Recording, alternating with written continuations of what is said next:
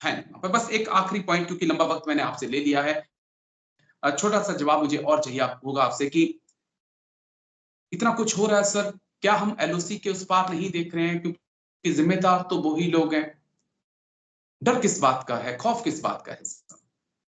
देखिए राजेश जी, खौफ इस बात का है कि अगर हम कोई एक्शन लेते हैं तो वो एक आइसोलेशन में नहीं होगा। चाइना, आज की रिपोर्ट मैं पढ़ रहा था, एक न्यूज़पेपर की रिपोर्ट है कि पाक ऑक्युपाइड कश्मीर में चाइना ने किस तरीके से पाकिस्तान की तैयारी करी। छोटा सा एग्जांपल, टैंक माउंटेड हवाइजर वहां पे लगा दिए गए हैं, एडवांस रडार सिस्टम लगा दिया गया है, स्टील हेड बंकर बनाए गए अंडरग्राउंड, जिसको कोई भी बॉम्ब अगर आप एयरफोर्स से भी उसको टारगेट करेंगे तो उनको कुछ नहीं होगा।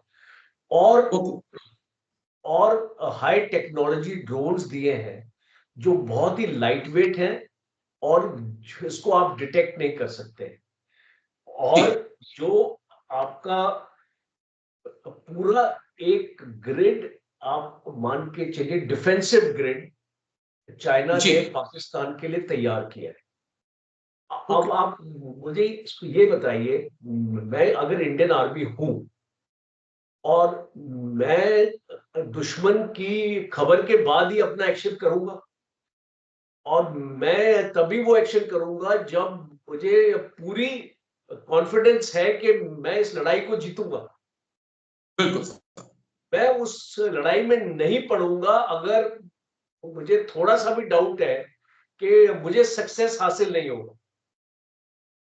तो चाइना का भी तो यही स्ट्रेटजी है ना। चाइना भी कोई भी लड़ाई में नहीं पड़ता है जब तक चाइना को एक कॉन्फिडेंस नहीं है कि वो उस लड़ाई को जीतेगा।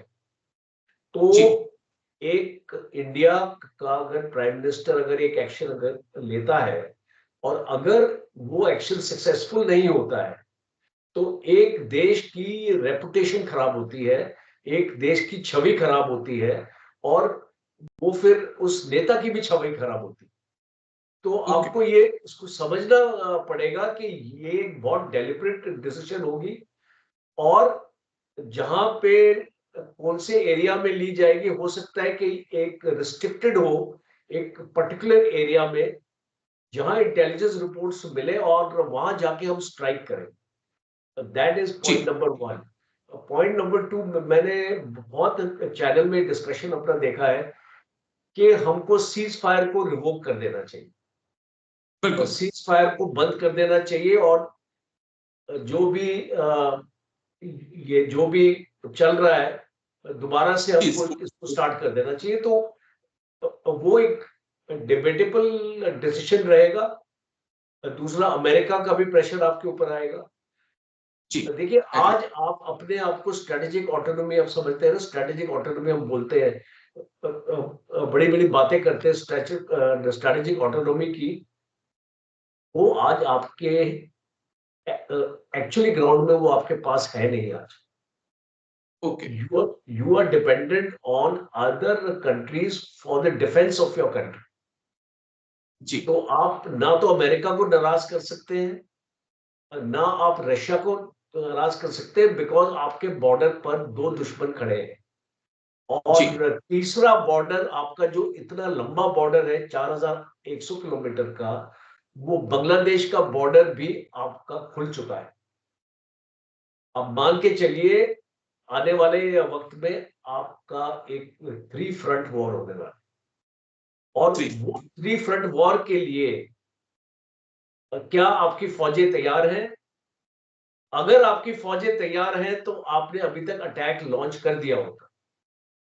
बिल्कुल साहब, बिल्कुल। तो मेरा बस संक्षेप में यही है कि हम इस वजह से आज तक अभी तक हमने ये अटैक लॉन्च नहीं किया।